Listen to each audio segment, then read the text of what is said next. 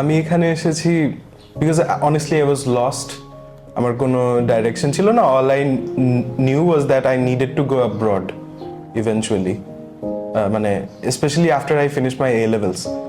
তখন কোনো proper guidance ছিল না, তো so I came to pursuit education who help me throughout the process. আমার মা খুবই unconventional, so she left everything on me. So প্রত্যেকটা ডিসিশনই আমার ছিল। হালকা পাতলা সোয়ে করেছিল, but I always I always preferred humanities and arts over commerce and science. So ওই দিক থেকে মানে I found the perfect opportunity to study in Australia on social science. আসসালামু আলাইকুম টু এভরিবডি। আসলে বিং আ মাদার, সব মায়ের জন্যই বিষয়টা সমান। মা না, আই থিঙ্ক প্যারেন্টসদের জন্য এটা খুব টাফ ডিসিশন। কিন্তু বিষয়টা যখন পড়াশোনা হচ্ছে, যে পড়াশোনা শেষ করেও কিন্তু আমি চাই যে দেশে ফিরে আসুক, এবং অনেস্টলি ও মোরালি যে কথাগুলো বিশ্বাস করে সেই কাজটা যেন করতে পারে। এক্স্যাক্টলি এই পয়েন্টে পারসুড এডুকেশন এবং তাজরিয়ান হেল্প আ লট। কারণ কি, অন্য দু একটা জায়গায় আমি যে যাইনি তা কিন্তু না। ইট ওয়াজ ভেরি প্রফেশনাল।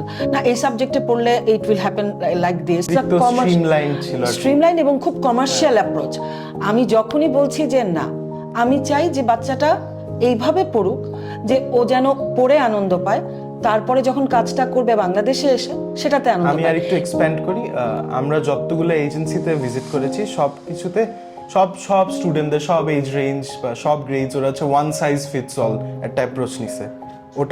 ওটা আসলে আমার সাথে পার্সোনালাইজড একটা এক্সপিরিয়েন্স দিয়েছে, যেটার মধ্যে মানে কারণ অনেস্টলি আমি খুব ভালো স্টুডেন্ট না, মানে all I can do is write, that's my only talent. And I think আমি ওটা ইউজ করতে পেরেছি to my best abilities. So আমি একটা ভালো ইউনিভার্সিটিতে যেতে পেরেছি, যে which I thought I could not ever do honestly. So it's all thanks to Tazrian আপুজ গাইডেন্স। সারপ্রাইজিংলি 4 দিন লেগেছে শুধু বায়োমেট্রিক দেওয়ার পর। এটা নাকি খুবই রেয়ার। মা কিছু বলতে চায়? হ্যাঁ, সব মিলিয়ে I think it's 1.5 months।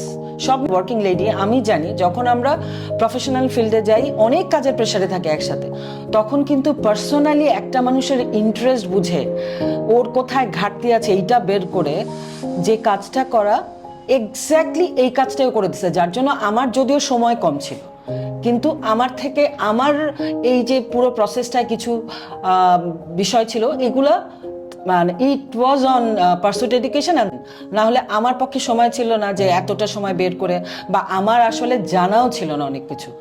So আমার জন্য কমফোর্ট জোনই এইটা, না হলে হয়তো আমি আসলেই পারতাম না আমার বাচ্চাটাকে। We almost had zero background knowledge on anything, মানে কোনো কিছুই জানতাম না আমরা।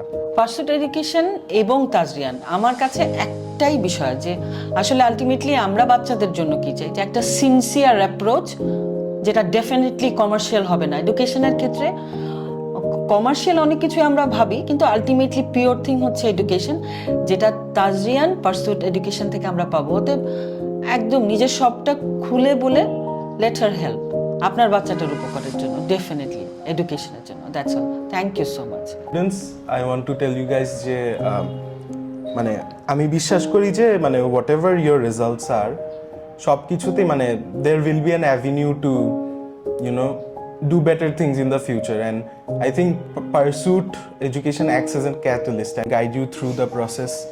So এটা মানে এটা এত একটা পার্সোনালাইজড একটা মানে মানে তো সবকিছু তোমার জন্য ফিক্স করা নাই, মানে তোমার জন্য পুরো তুমি যেভাবে যেটা চাচ্ছ, তোমার রেজাল্টের সাথে যেটা মিলে, তোমার সাবজেক্ট প্রেফারেন্স যেটা মিলে, তোমার ক্যারিয়ার চয়েসেস সব কিছু মিলে চিন্তা করে মানে ওভাবে করেই পুরো জিনিসটা গুছায় দেওয়া হবে, যেটা আমি কোনো এজেন্সিতেই দেখি নাই সোফার।